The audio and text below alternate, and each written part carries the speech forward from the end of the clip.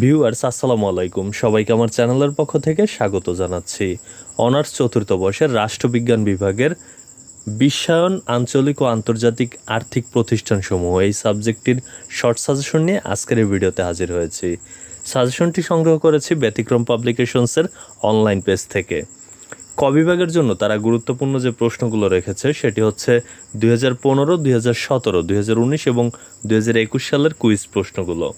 আর খ বিভাগের জন্য সর্বমোট প্রশ্ন রাখা হয়েছে 15টি। আপনারা স্ক্রিনেই দেখতে পাচ্ছেন।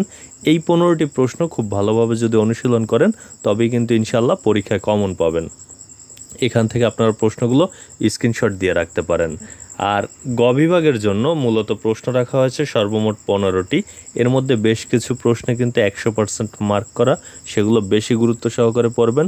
সর্বোপরি এই সব প্রশ্নগুলো যদি আপনি অনুশীলন করে যান সেক্ষেত্রে কিন্তু ইনশাল্লাহ ভালো একটি ফলাফল করতে পারবেন। তো এই ছিল আসলে সাজেশনটি। এতক্ষণ সাথে থাকার জন্য অসংখ্য ধন্যবাদ।